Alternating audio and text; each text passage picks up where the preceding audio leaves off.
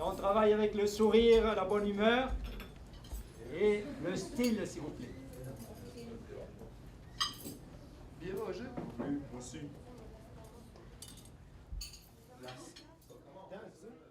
Il est sommelier de réputation internationale, M. Donjean, qui est notre invité. M. Donjean-Léandry. M. Léandry, bonjour. Très heureux. Merci. Bien, très heureux pour nous, très heureux, bien sûr, que vous ayez la gentillesse de nous accueillir comme ça. C'est toujours un plaisir. Dans votre deuxième maison, en quelque sorte, on peut dire Oui, ainsi. c'est ma deuxième famille, effectivement. Oui. J'y passe beaucoup de temps, là, donc je peux considérer que c'est ma deuxième famille. Bien.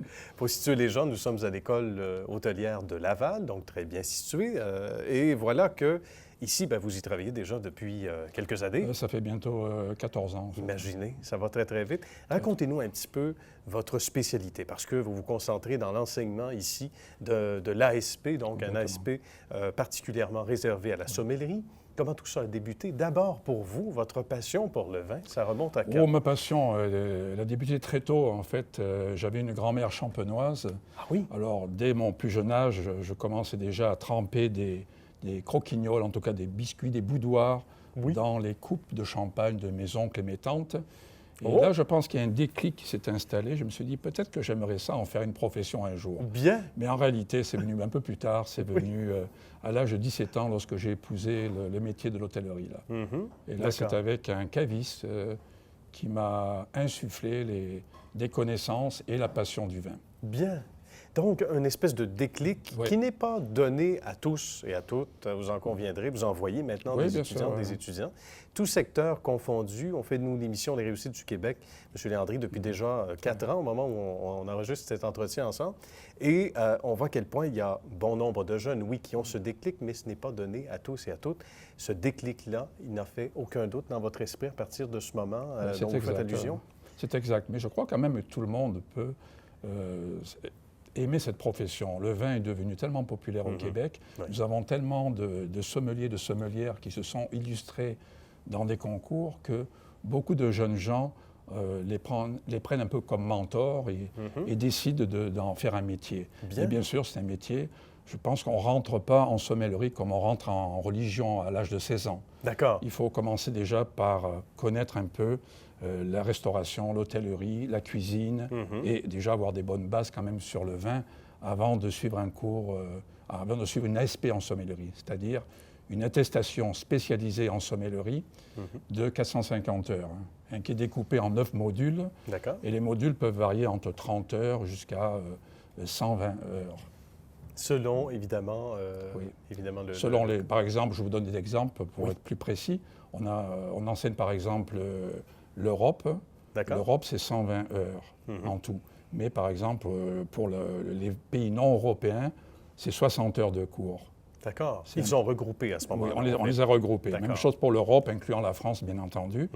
Et à part ça, nous avons aussi, on enseigne par exemple la conception d'une carte des vins, donc ils doivent remettre une carte des vins à la fin du cours. Vous avez des cours sur la viniculture, sur la viticulture. Bien. Alors ce sont des bases de l'œnologie, mais sans aller quand même, c'est pas un diplôme d'énologue, mais ils ont quand même le b.a.-ba de l'énologie. Donc ils savent comment le vin rouge, le vin blanc ou les vins effervescents sont élaborés.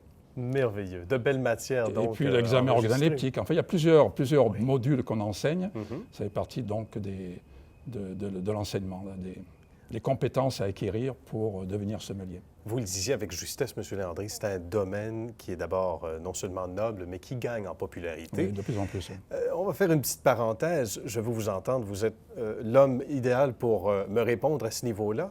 Comment attribuer le succès ou l'éclosion, en quelque sorte, du monde des vins, les vignobles qui sont de plus en plus nombreux au Québec par rapport à il y a 25 ans, il y a 20 ans? Parce qu'on disait à l'époque au Québec, on n'a pas les conditions nécessairement favorables. On a prouvé avec les cidres de glace, entre autres, mais même le vin en général, qu'on pouvait se démarquer au Québec et autrement. Oui, absolument, bien sûr. Attention, tout n'était pas son meilleur non plus. Je pense qu'au niveau des vins blancs, on fait de très, très belles choses. Oui. Au niveau des rouges, je reste encore un peu...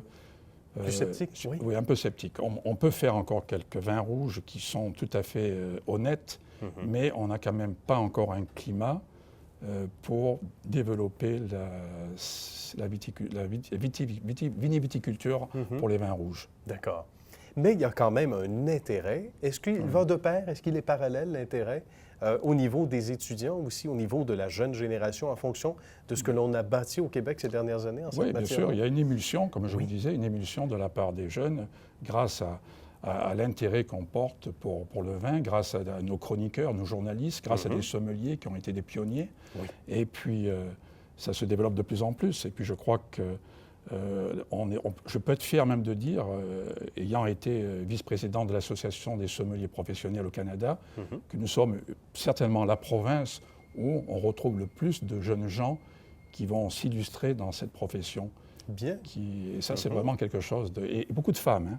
Beaucoup de femmes. Beaucoup de femmes. D'ailleurs, nos meilleures sommelières, à l'heure actuelle, sont des femmes. Bien, tant mieux. Oui. On a un petit coup de chapeau à nos amis demoiselles, dames, sommelières maintenant. Si on revient un petit peu au programme, vous nous avez parlé du nombre d'heures, etc.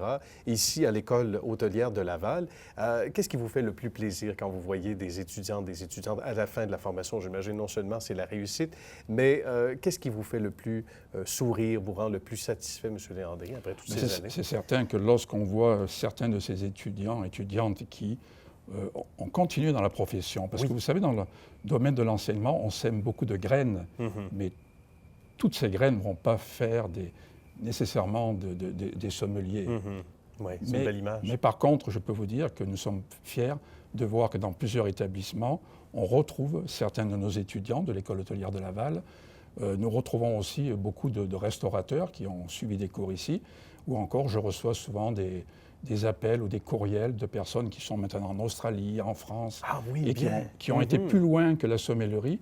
Ils ont même étudié l'œnologie là, pour devenir carrément vinificateurs dans des domaines. Et ça, ça fait chaud au cœur. Ben, j'imagine, ça fait chaud au cœur de voir qu'ils en ont fait carrière. Oui, très bien. Et c'est un métier qui peut nous amener à voyager énormément. On a, ma foi, les yeux ouverts et rivés sur le monde tout entier. Non seulement ça, je crois qu'un sommelier, pour être un bon sommelier, une bonne sommelière, il faut voyager.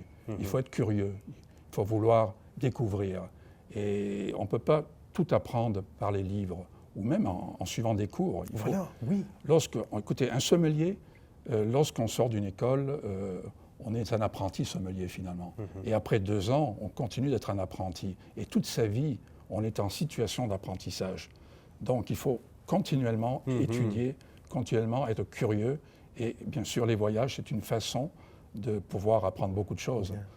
Et d'entretenir cette passion-là. Et d'entretenir cette passion. Une passion que vous avez visiblement, M. Léandry. Merci beaucoup. Je vous en prie. Nous sommes très honorés de vous avoir eu à l'émission. Ça fait plaisir. Merci. À bientôt.